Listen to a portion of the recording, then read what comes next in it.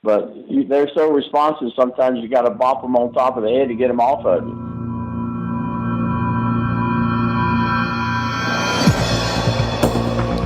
Welcome to the Rich Outdoors, where we break down the tips, tactics, and strategies of hunting's greats to not only help you become better hunters, but to motivate and inspire you between hunting adventures. For more about us, including additional resources on our guests and links to everything we cover in the interview, check out therichoutdoors.net.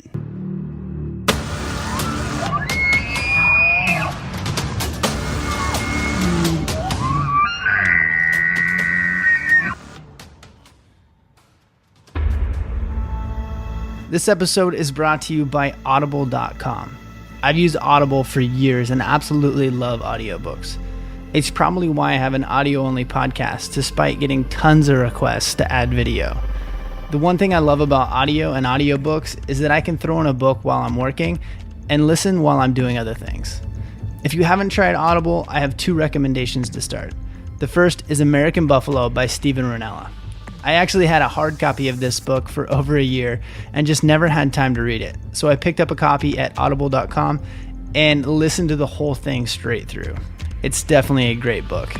Follow Rinella along on a truly epic buffalo hunt, all while exploring the history of the American buffalo and the buffalo hunters who have come before us. The second is a must-read for any hunter and has been quoted a couple different times on the show, a Sands County Almanac by Aldo Leopold. All you need to do to get your free 30-day trial and a free book is go to audibletrial.com/The Rich Outdoors, and you can choose from one of those two books or plenty of more. There's over 180,000 audio programs on Audible. It's extremely easy. Just go to audibletrial.com/The Rich Outdoors and get started today. Hey guys, welcome to the Rich Outdoors Hunting Podcast. I'm your host, Cody Rich, and today we're joined by one of my hunting idols, Mr. Wayne Carlton. I grew up watching Wayne's hunting videos and was obsessed with elk calling and all the various noises that he can make or various calls he can make with a reed when I was growing up. And I'm pretty sure I drove my parents pretty close to insane just trying to practice and mimic those calls. And we kind of talk about that in the episode though. So it was an honor to get the opportunity to chat with Mr. Carlton. And in fact, that's kind of the very reason I started the podcast to begin with, was to be able to pick the brain of guys like Wayne Carlton and kind of just get strategies and input from them who have years and years of successful elk hunting. You know, Wayne's got a new project that he's working on that I want to kind of push as well. So I want to encourage you guys to check out Native by Carlton. You know, Wayne has developed some awesome products over years and years of elk hunting experience. So Native by Carlton is not only just some great elk hunting products that he's developed, and we talk about a lot of those in the show, but it's also some great how-tos and info on elk hunting from definitely a Hall of Fame elk hunter. So be sure to head over to nativebycarlton.com and check that out. Hope you guys enjoy the show. It's some great info. Before we get started though, I want to let you guys know that we have shirts ready to go. We had some issues with the system that we were using for shirts, so we ended up just printing a whole line of them ourselves. So we should have those up on the website and ready to go, hopefully today, if not tomorrow. Definitely a limited run though, so if you want some, you better grab them. Another thing is also, in kind of an effort to spread the word about the podcast and get the show out there, we've been giving away truck decals or stickers. So we've already sent out a couple hundred of them. I know one went to Norway, which is crazy to me. It's super cool to see them kind of going all over the world. So if you want a podcast sticker, be sure to head over to therichoutdoors.net and grab one. For those of you who have already got one, I know I've been getting a ton of pictures on the back of trucks, bow cases, water bottles, and they're super cool. So I want to kind of get more of those and do a cool collage. So if you've gotten a free sticker already or you're getting one soon, be sure to send me a picture when you get it stuck on, you know, your truck or your water bottle or your bow case, whatever. Send me the picture because we're going to do something cool with them. So it's cool to see them all over the world. Alrighty. Well, enough with the jibber jabber. Go get a sticker. Go check out nativebycarlton.com and enjoy the show. We're going to talk elk hunting. Hall of Fame.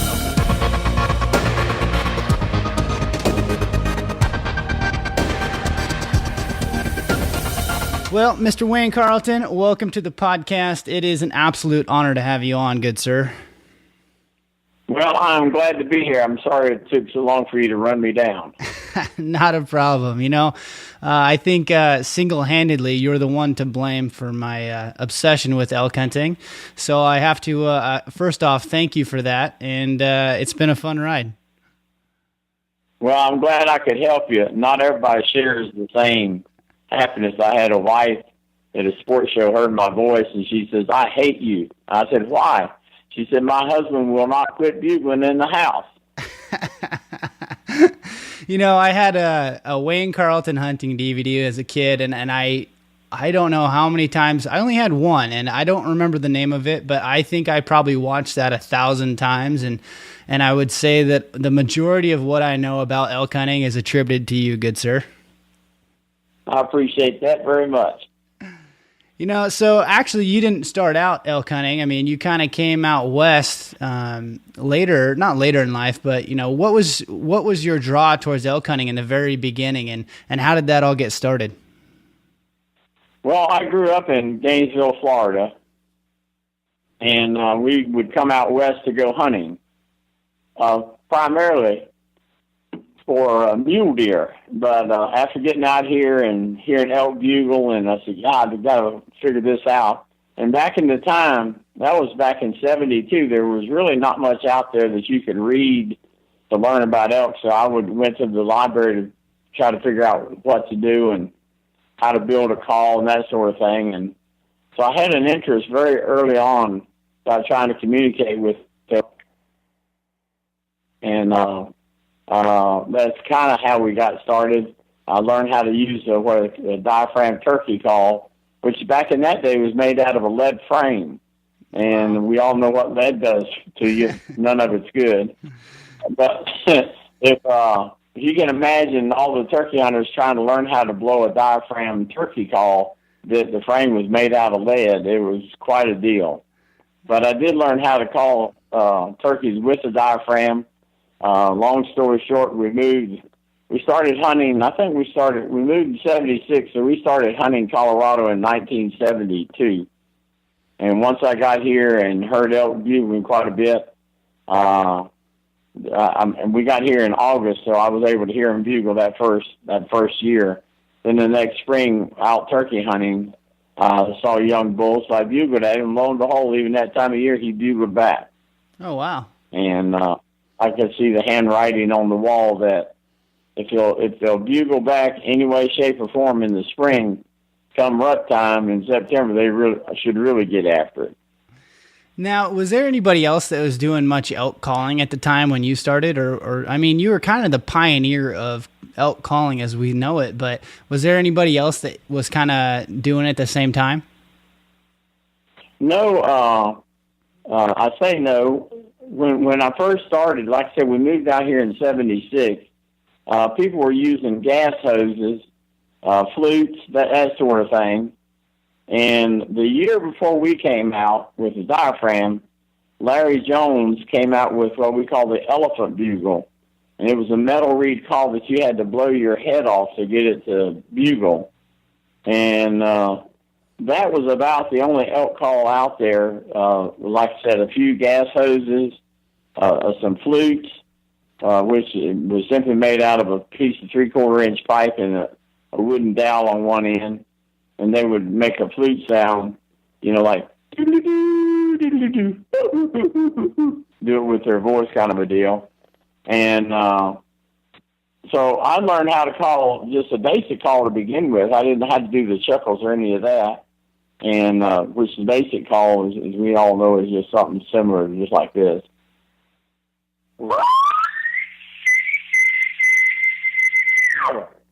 And I didn't know how to do all the growls and the groans, and over time we learned how to do that. So I think that first year we didn't have any competition. The second year, Larry Jones came out with a set of diaphragms that he was selling, and he got his from a guy by Ben Rogers Lee, big heavyset boy, and his diaphragms were made differently than ours. They were wider and shorter. Ours were a little bit longer and a little more narrow. And I think there is a difference in that. I noticed just recently, going back to a longer frame, seemed like it makes a little bit easier to bugle. Wow, that's amazing. It's funny how to see the evolution of calls, and I guess as it has to happen, as more and more pressure makes elk a little jumpier, the more realistic we have to sound. I'm sure you could get away with a lot back in the day when elk never even thought of a human, calling at them. So it makes sense that it has to evolve and become, way more realistic to today's day and age, today's hunter, I should say. Yeah, I was quite surprised back when we first started. You don't think about that stuff. You just knew that what you had was really, really, they respond to it like nuts. And the stupid part of the story is I called elk, so we moved out here in 76, and we didn't go on the market until 82, so I called a lot of elk in between the time I learned how to do it and then the time we actually started our business. And as soon as we got the business going and going back to the National Wild Turkey Federation convention and demonstrating to the crowd back there what you could do with the diaphragm call, that lit the turkey call manufacturers, that got them lit up, and they pretty much all came out west to learn how to call elk and to sell elk calls. Yeah, it's amazing how many people over the years you have taught to elk call. Like single-handedly, how many people do you think you've got hooked in elk hunting? I don't know. There's got to be several thousand, because our seminars, when we first started doing seminars, we would have like 300 or 400 people in one place, 1,000 in another, and it was just common occurrence that the fire marshal would close it down because we had so many people. You got to tell me the story about teaching second graders how to do a hail call on a duck call, though. Yeah, that was. I had some help on that. We worked with J.R. Keller. J.R. is a big duck goose, let me say, / goose hunter. And here are these poor little old kids trying to listen up, and I'm with J.R., so he's a duck call guru, and he was talking to the kids about when they start going away, just hail them, hail call. And so his kids actually thought he was cussing a little bit, but he was trying to say HALE, I think. I'm not sure about JR, but so he's instead of on quack, quack, quack, quack, he goes quack, quack, quack, quack, and then he would say, "That is your hail call." And so we all got a big kick out of it. But the diaphragms, when I first started teaching people, there's so many. It was originally designed for turkey, which is this. And turkey they make a whistle, especially a fall call. And it's usually lost turkeys trying to find each other. And that whistle sounds like this.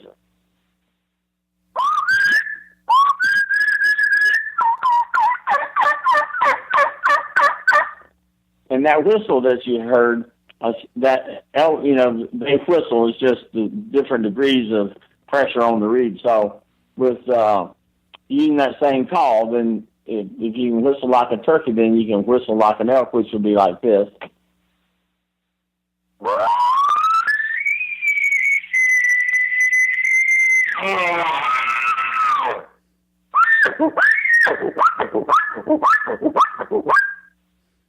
So you're getting that kind of sound, and then when you add a grunt tube to it,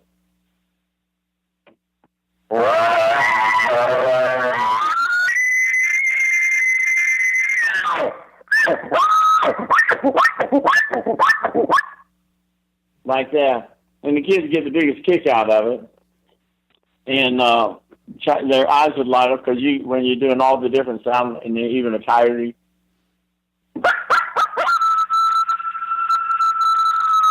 Or goose.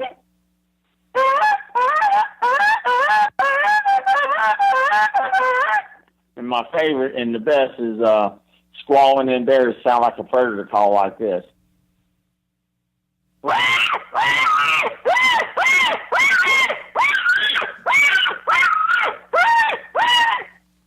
That kind of stuff. So you can make numerous sounds with it.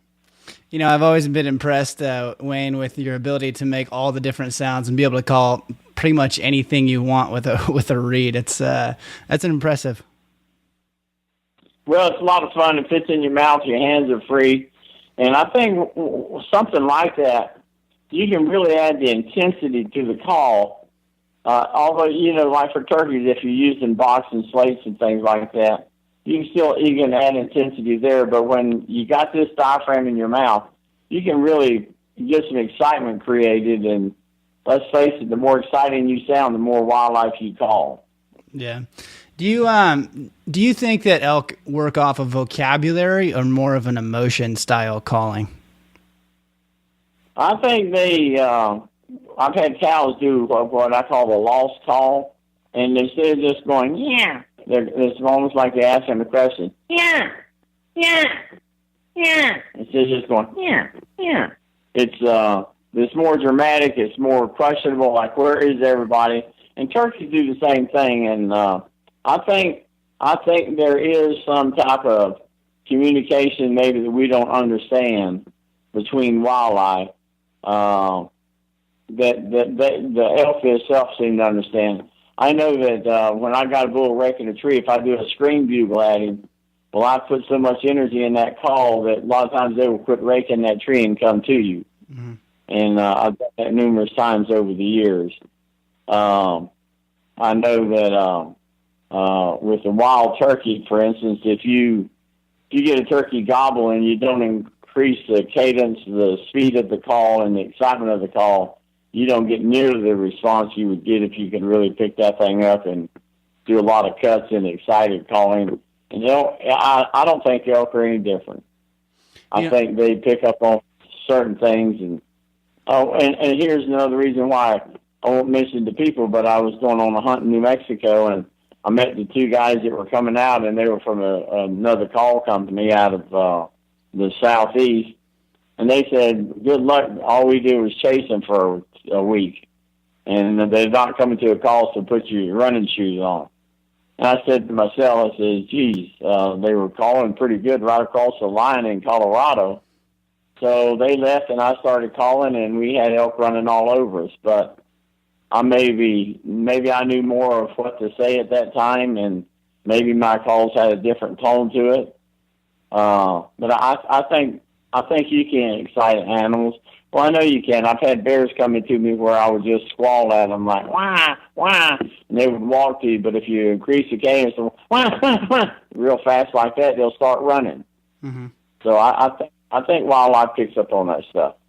So what is the secret to success in that instance? A lot of people, they can do the exact same thing or something similar and not have any success, and what really makes the difference between someone like yourself and someone who is not successful in being able to get an animal to respond and or call, how are you doing it differently? What I'm doing is to be real successful, especially as I learn how to do it, is be where the elk want to be anyway. So let me just back that up. Early in the morning, they're at, let's just say we're hunting alpine country and mountains are up to 14,000 feet tall. Early in the morning, they'll be out feeding on the timberline grass, which looks like a golf course in some places. And so they're there, and it would be easy to if you're close to where they're feeding when the sun comes up, then they're already there, and if you're there with them, then it's not hard to call them a short distance to your location. But let's just take it one more step. If you really want to be successful in that time of day, is just watch where the elk go. Don't push them. Watch what timber they're going to bed up in, and then get the wind in your face. You may have to go in another draw going up the mountain or whatever just to get away from them until you get the wind right. Get the wind in your face and come back and slip in where they're bedded up and start calling. And again, you are where they want to be anyway, but now you're putting pressure on that bull because he says, there's a cow cranking up over there. Now I hear a bull cranking. And you talk about being successful. Holy mackerel. You slide in a bedding area where they want to bed during the day and start doing some calling with the wind in your face. Stand by.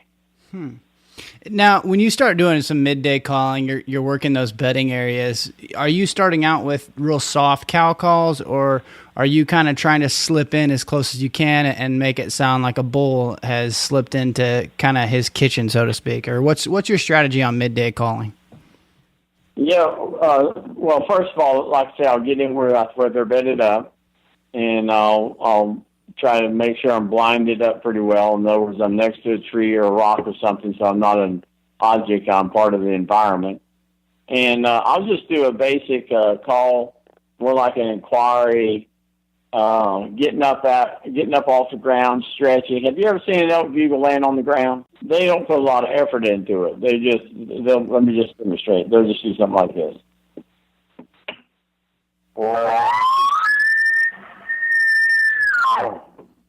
Like, really? I got to get up? That kind of thought. Is it time to get up? So they're just laying on there, and then so they can't really chuckle because their gut's laying on the ground. So they'll just do this.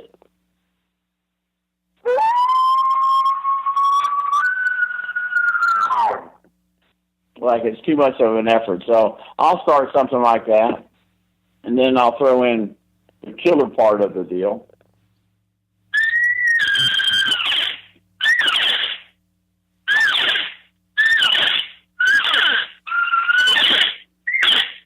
And now all of a sudden we got a cow responding to that bull that bugled from a very low, not a lot of energy in the call at all. It's just not a lot of effort. And now we got a cow that's interested, so that adds a little more fuel to the fire to the bull that you're trying to call. Follow me? Yep. And so when all that's starting to take place, then they're coming to your call. They're excited. They're starting to call their cell, and that's usually when things happen. And I got to say that once you get into that environment where they're sleeping during the day, usually if you keep the wind in your face, usually you can expect the bulls to come to you. Really?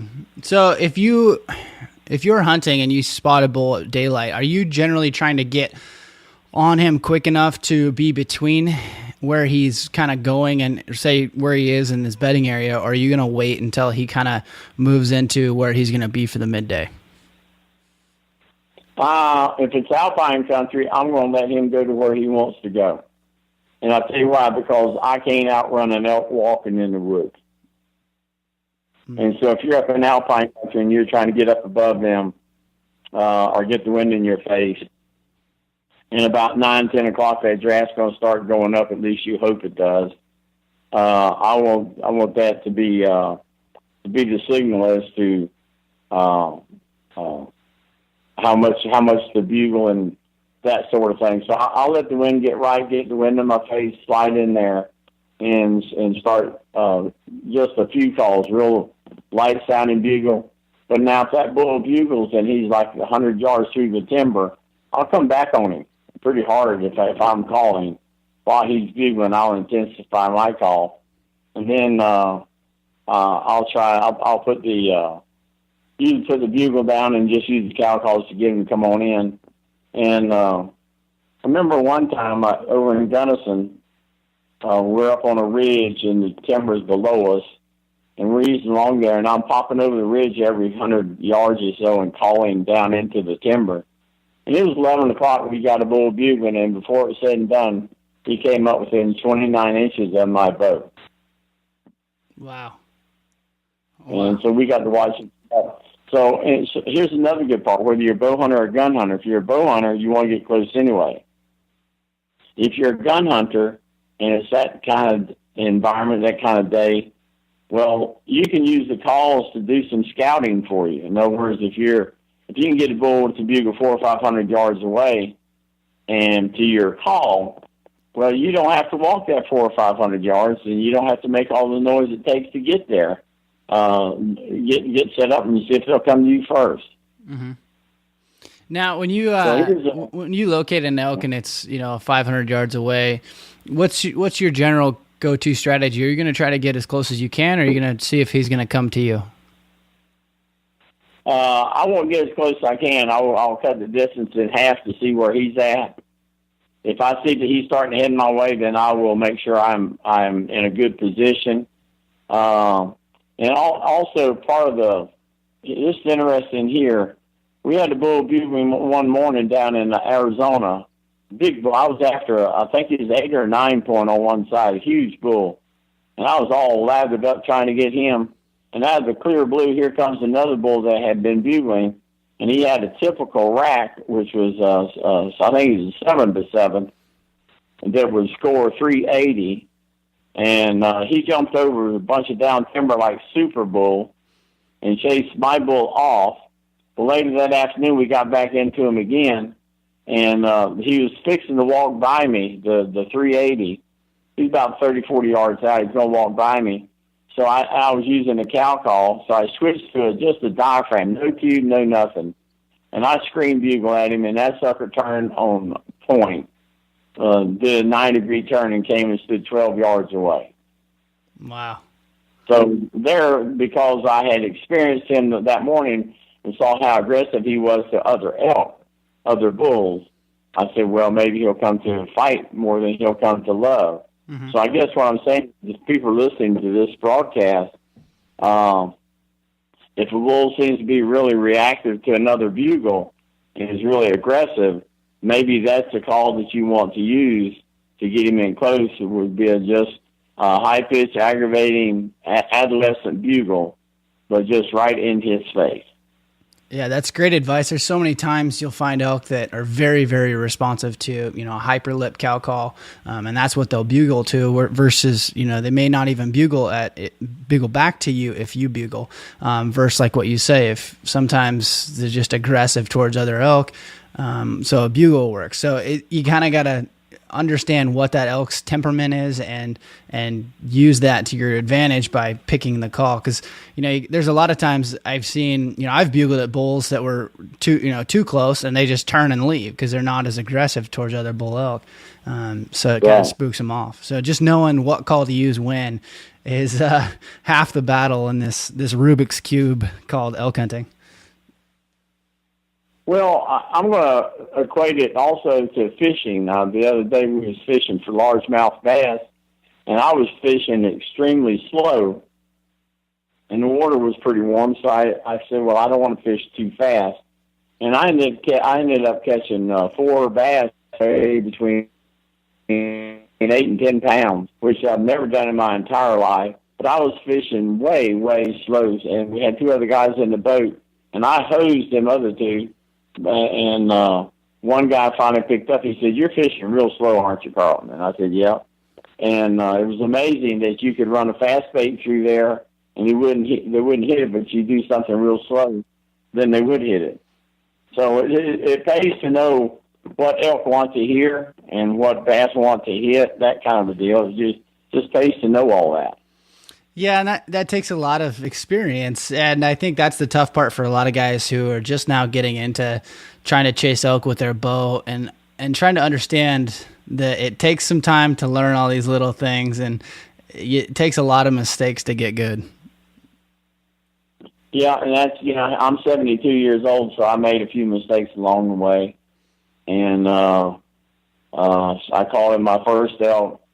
Let's see, I was 32 when I moved out west, so I called him my first elk when I was 32, and then I killed my first elk with the bow when I was 33.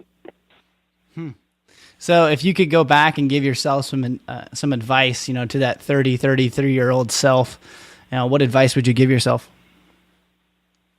Don't take so many friends.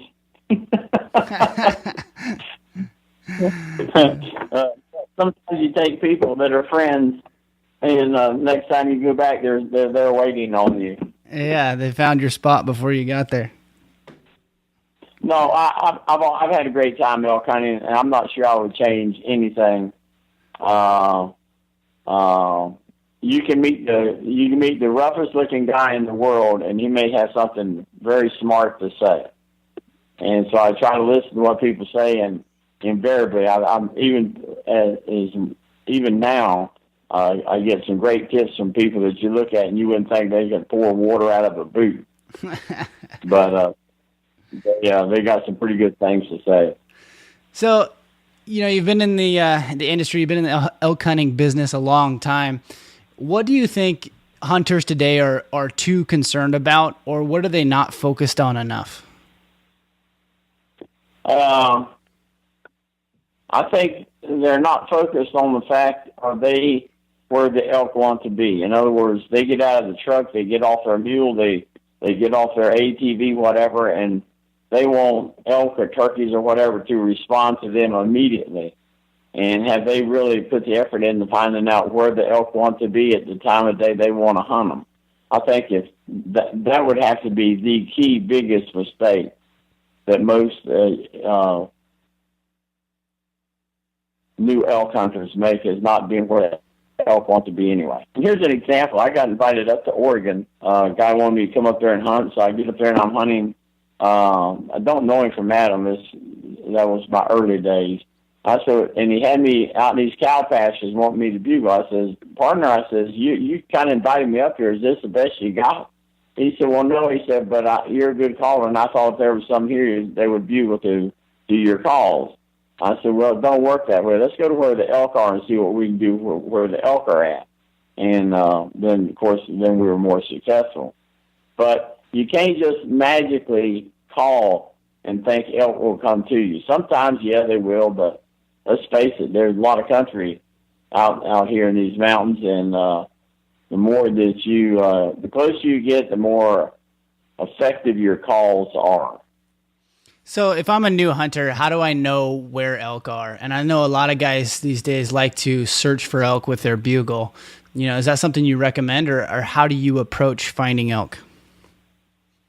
Well, if I'm hunting, if I'm trying to kill an elk, I'll try to get one definitely to answer my bugle. But before I do that, I'm already pretty sure, because of my preseason scouting, I'm already pretty sure that they are in the area. I just need to get in the right drain or close enough to them to get them to answer. So I would start off with just you could do a cow call. So I want to say this: when you're using a cow call, it's right in your face. It's not a tube sticking out; it's right close to your face, so it distorts your hearing. And what you have to do is blow the cow call, but at the same time, don't listen so much to your sound. Try to listen for a response while you're actually calling. Takes a bit of practice, but it works pretty good. So I would do that sort of thing. I would bugle occasionally. And once you do that, and elk are in the area, sometimes they don't bugle when it's really, really hot. They don't bugle so much. So you got to anticipate that maybe if you're walking away from something that is gradually making its way to you. The hotter it is, early part of the season, the more you need to have the patience to what I call blind hunt. That's where you go sit up next to a tree and you call for, and I'm fixing to give you a great example, but you get by a tree, you get where you're not an object again, and stay there for 30, 45 minutes, something like that, if you think the elk are there, because sometimes they will just walk to you and never say a word, especially when it's hot. Okay? Yeah. Now here's the good one. I got 4 guys, including myself. It is the second day of archery season. We couldn't hunt the first day because it was snowing so bad we didn't want to go out in it. So we're at Timberline, and I've got these other 3 guys. I've got them all in position. And preseason scouting, I had found some bulls in there in this drainage. And I'm calling, and I used every call I could figure to try to make these elk bugle or a cow call or anything. And for an hour, nothing said a word. And then I just didn't want to make everybody get up and move around because of the amount of noise I thought they would make. So I gave one more call on what we call some people call it the fighting cow call. We call it the green weenie. A lot of people call and ask for it. But I hit that call again one more time, blew it really well, something like this.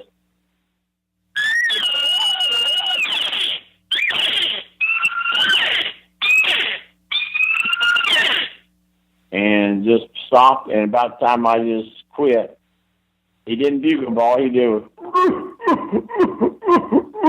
and at 12,200 feet, it was enormous. It was beautiful, and that just echoed across the canyon. It was just something to hear. Yeah. So I tried to call him in that position. He wouldn't come, so I gathered my crew up, got out of that drain, got over the ridge, slid down about 200 yards, slipped back in, and hit the call one more time. He was standing in front of us, had 8 foot of a spruce tree hanging across his horns, and he walked to us, and he was shot at 17 yards. Wow. Wow, that's pretty awesome. Cool, huh? That is awesome. That gets me excited. Yeah, I think a lot of people these days, they expect that bull to come screaming in like they see in the videos. And so if they don't get that screaming response instantly, they want to move on to the next one. And I think a lot of people would be surprised at how long it can take before an elk will even give you that first chuckle. You know, I've called bulls for 45 minutes before he finally gave me just the slightest little chuckle.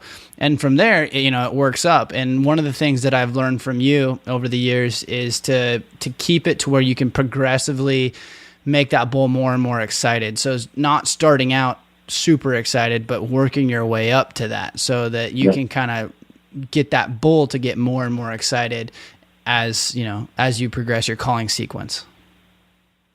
Well, I learned that technique from turkey hunting. Turkeys, you know, especially eastern turkeys, that they will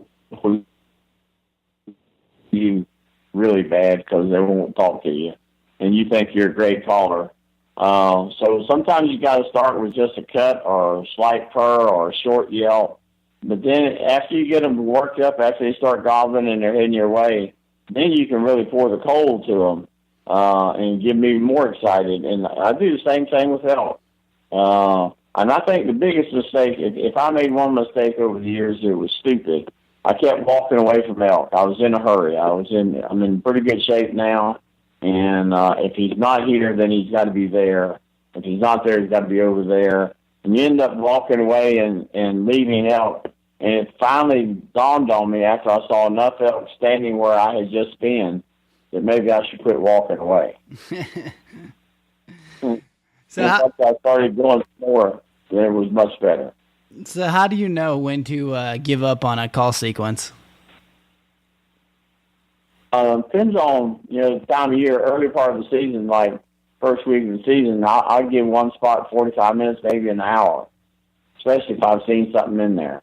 Mm-hmm. And let me say this too. The biggest bull that I could have ever killed was like an 8x9 in New Mexico. Got him on video, but there's a little bit of brush there where I couldn't get a shot through.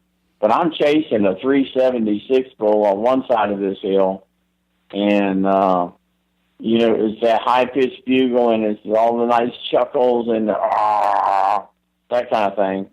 The great big bulls that most people never, ever have the opportunity to hunt. When I'm saying big bulls, I do mean a great big bull. And that would be what I heard on him was like an old bull, a domestic bull, out by himself, but it's just, and I just looked over, I says, holy God, and here comes this monster of a bull. I mean, the rack's so big on it, you couldn't even figure out how you could carry it. And even though he was only 25, 30 yards away, there was enough brush I could not get a shot through there. So he was close, and should have had a chance to kill him. It just one step, one way or the other, we could have done it.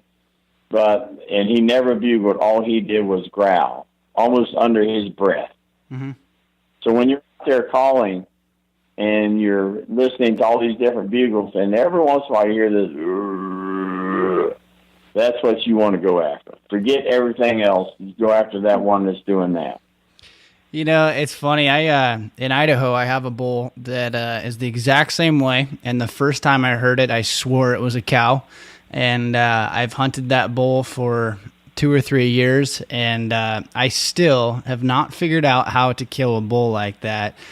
And the funny thing is that bull, he'll make that same growl noise, but he'll only come in. He's never with the herd. He will always come in at night, and he's gone by daylight. And I have yet to figure out how to track that bull down. And every once in a while, if there's a super hot cow, he'll be with that herd, but the herd's moving and it's hard to get in front of him. And so how do you kill a bull like that who won't respond to you and kind of doesn't really stick with the herd much? Pray. Get lucky. Get lucky. Those old bulls like that, they're a supreme challenge. I have gotten that right next to them in the middle of the day when they're bedded up. I've had luck doing it that way. The great big bull that got by me that I couldn't shoot, and he's big. I've killed a 400-point bull, 397 and 7.8, and I've seen 6 bulls that was, I'm going to say, in the 430 range in that country, 420. That kind of stuff that I never got to shoot at. Wow. I think I've had a lot of tag soup just trying to chase those big bulls, though. Yeah, and it takes a lot of effort and takes a lot of trying to figure things out, especially like that big bull. Like, we never saw that big bull that I couldn't shoot. We never really saw him, even though we heard elk bugling. Mm-hmm. And them old big boys that's been around for 7-8 years, they're pretty savvy. Yeah. I mean, this bull in Idaho, I have been on him 3 years now, and I've still never laid eyes on him. So I think that kind of pushes you even more, though. I would be so honored just to see this elk. It's kind of one of those deals where after a few years, I just want to put eyes on him. I think I'd be happy with that. Yeah, for sure. So many times you hear him bugling, and you, like you said, you just let me see him. What does he look like? Yeah. And that's always such an adrenaline pump, and especially like for that big 380 coming and chase my 8x9 or whatever he was away, and all that's on video, by the way. And speaking of the video stuff, we're talking about things. We started a new company called Native by Carlton. So you can go there, nativebycarlton.com. But we'll have different inserts of different footages of elk coming into a call. And I'm going to try to do just like what you and I are doing now. That's going to be my writing. And I'll try to go over every aspect of elk hunting over the years, so to speak, of seasonal elk hunting, what you do early season, what you do late season, what you do hot weather, and some of the calls and why I think they work, that sort of stuff. So hopefully people will be able to pick up a little bit more information. No, I think that's great, and I think you're one of the greatest teachers as far as elk hunting. And maybe I'm biased because I learned most of what I know from you. So I think that's awesome. To be able to learn from Wayne Carlton is the man that knows what he's talking about. That's for sure. It's not just someone who's acting like they know what they're talking about. So no, that's awesome. And so are the videos going to be on YouTube, or how do we find these videos from Native? Well, they'll be on YouTube, but you can actually go to nativebycarlton.com and there'll be things in there about butthead decoys, because we've got a great decoy that we're using. Tested it for 2 years, and it's so good it's actually scary. Well, tell me about the new decoy, because I'm curious. I saw it last night, and I'm kind of curious about it. It's more of a 3D decoy than a 2D decoy. Yeah, it's a 3D. The face is completely 3D. And what we did is we took a picture of a cow elk coming into a call. You know how they come in inquisitive? Yep.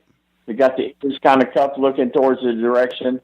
And so we transferred that picture to fabric. And then we had a sculpture, a taxidermist / sculpture in Tennessee, Foster Butt. He made the face for us. And it is the prettiest cow elk you'd ever want to see. So we have, I think we have the only 3D decoy for elk in the market. Now, underneath the face, underneath the chin, is fabric, and we just applied that picture right to the fabric, and it's thick enough no light will shine through, It's all the natural colors of the elk. And it's about 4 feet long, weighs less than a pound. Unless you have the stake in it, then it weighs about a pound and a half to a pound and 3/4 with the stake. It's like a tent pole type thing. Mm-hmm. But holy mackerel, Andy, they see that. The furthest I've ever had elk come was 400 yards east of Trinidad, Colorado, out in the foothills a little bit. But they're so responsive, sometimes you got to bop them on top of the head to get them off of you. So when is the best time to use a decoy? I mean, as a decoy expert, when do I use it and when do I not use it? Because we're playing with it and I'm learning on it, and let me say there's a lot to learn about the body language of elk and probably all other critters. We use it pretty much all the time because it seems to really make them want to be where you're at. First time I used it, we had 4 bulls come running. I mean, loping like horses coming to it. And they got there, and then they blew apart like a covey of quail. I said, what the heck was that? And here comes a bigger bull that chased him away. And a bigger bull being a 5 or 6, or he's either 5 or 5 or 6. But that footage is on that website, by the way. But we use it pretty much all the time now because it's so much fun and it's so effective. I could tell you stories that you won't believe, but you wouldn't think that 3 adult individuals could stand behind one decoy and kill an elk at 26 yards. Well, actually, he missed him at 26, and then his buddy shot him at 42 after stopped him by calling. But they get there's something about it. They get all worked up. They see that silhouette, and I don't know that colors make a difference. I just don't know, but I do know that if you'll take the head of that 3D elk and a bull's coming in, and if you will get his attention and look at him, and then as he gets closer and maybe he's going to stop, you can take that and just, you know how a horse or a cow will shake their head to get the flies off of them? Yeah. If you do that with an elk, it means something else to that bull. He gets really cranked up. Oh, really? I didn't know that. Yeah, me neither. So did you start out doing that just to get the bull's attention? Actually, I'm glad you brought that up. To get his attention, we will take that decoy and stick it way up over our head as high as we can reach up with it, and just kind of wave it back and forth. Say if he's 200 or 300 or 100 yards out, to get his attention. And when you get his attention, you know you've got it because you can just his antlers will turn straight to you, and they don't budge. But here he comes. It is wonderful. You know, I do a lot of hunting by myself, and I use a decoy to basically draw the elk away from me, because when you're hunting by yourself, you can get pinned down very easily, and that elk is looking for you, and so you can't really make a call in that last 100 yards because he'll know right where you are. So a decoy works great to kind of divert attention away from yourself if you're a solo hunter. All right, so here's what I do. I take some lightweight line, like string, and if I'm by myself, I'll put the decoy up to where I kind of want the elk to be looking and going. And then I will get off the side, so I'm shooting him as he comes by. But if you need to shake it or something, it's already stuck in the ground, so it doesn't take much movement at that point in time for that elk to commit and come on in. Yeah, and that can be that deal, the thing that seals the deal to get that bull to come in that last 50 yards. So when he's stuck at 100 yards and you're trying to break that line, a lot of those elk will hang up and they kind of want to see something, and they've been hearing this calling, but they got to see something. And if there's nothing there, a lot of those bulls will just bust. And so if you can get them to cross that 100 yard mark and come in a little bit closer, that's key, and it's huge. And I think those decoys work great for that. Well, and I would say this, if they're coming in good, let them come. Sometimes we all get excited, and when they're coming, you really want to make them come. You want them to run in at you. And I find, if anything, the elk get too worked up over the decoy. Really? They come in, they are nuts. Well, I'll tell you the truth. I'm sitting in a canyon last year here in Colorado, resting in the shade, and 2 cows came up, and my arm length is, average, and my bow's 28.5 inches.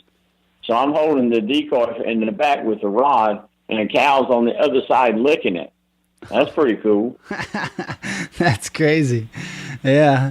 Another product that you guys make, and I am an absolute huge fan of, and I think it's one of the most underrated things in the hunting industry, or underrated products, I should say, is those cat paws. Those are the cat's meow, so to speak. I think that's one of the most underrated products that guys don't use.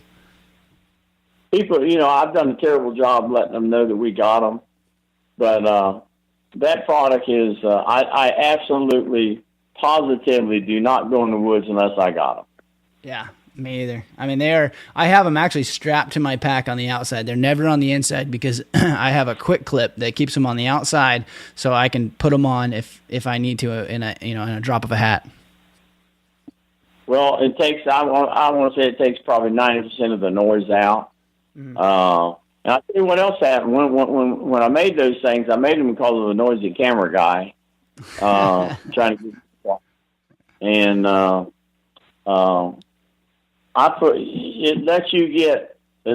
what happens is you're so quiet with them, you walk on top of wildlife that otherwise would have already run off because they would have heard you coming. Mm-hmm.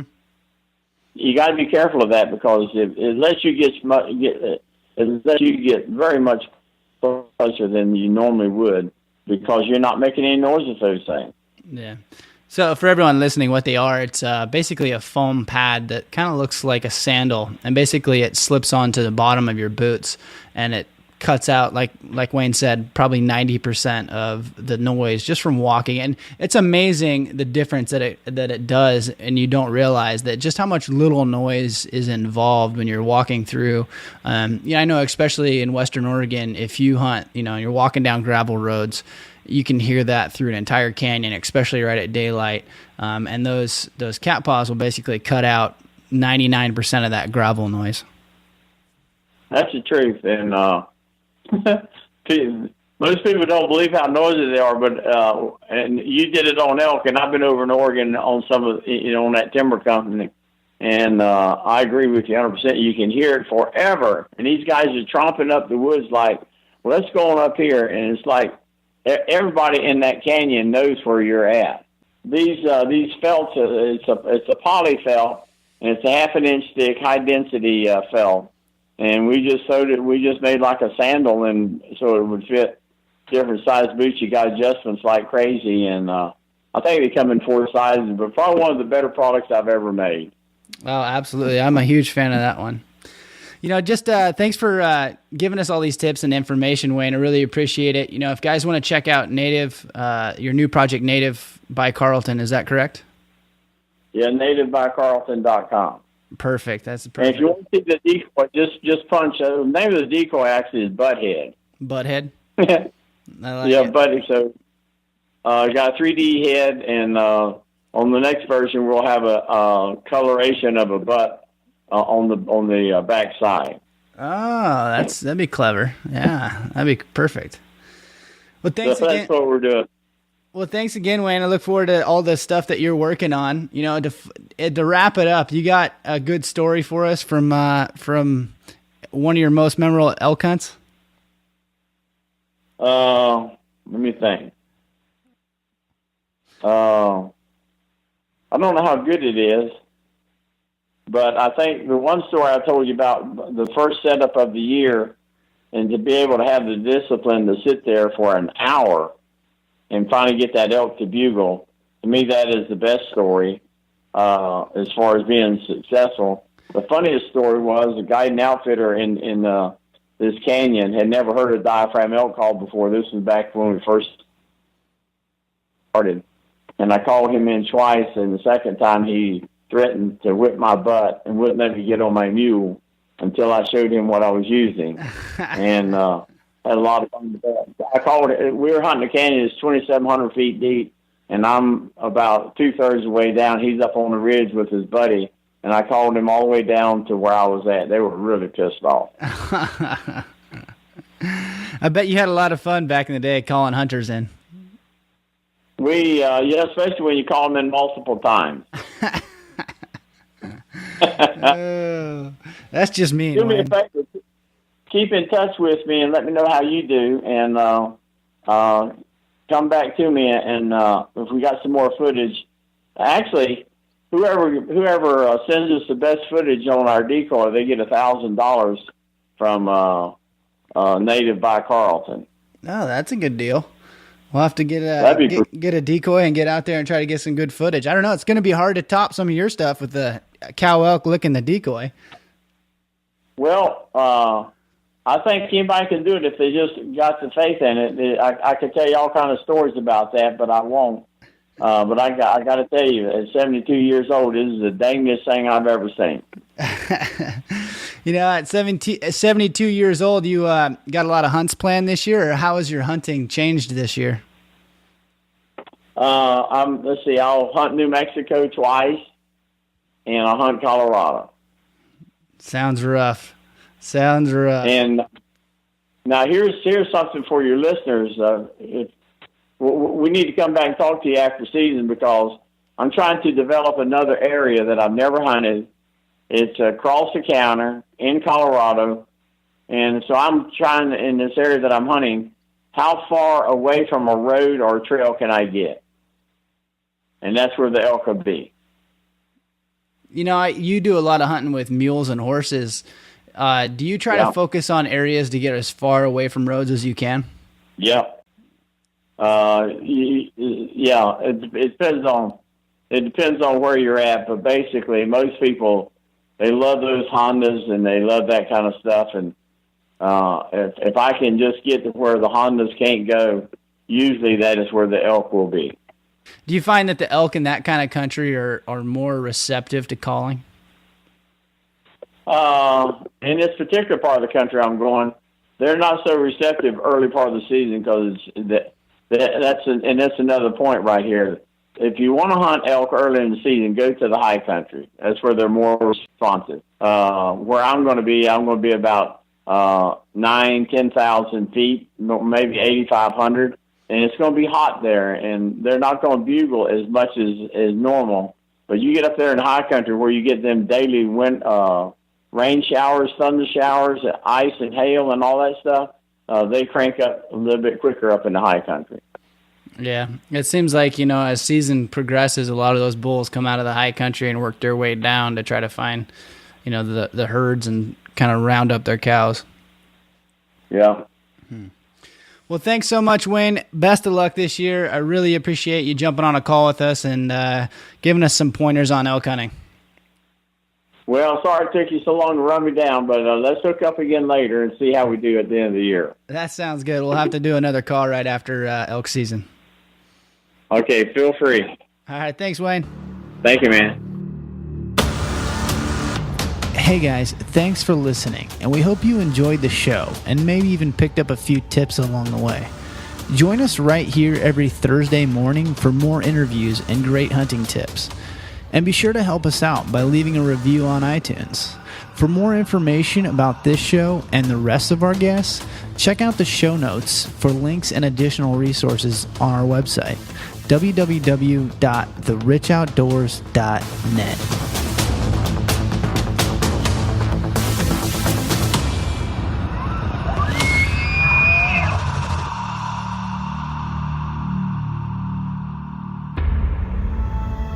This episode is brought to you by Audible.com. I've used Audible for years and absolutely love audiobooks. It's probably why I have an audio-only podcast, despite getting tons of requests to add video. The one thing I love about audio and audiobooks is that I can throw in a book while I'm working and listen while I'm doing other things. If you haven't tried Audible, I have 2 recommendations to start.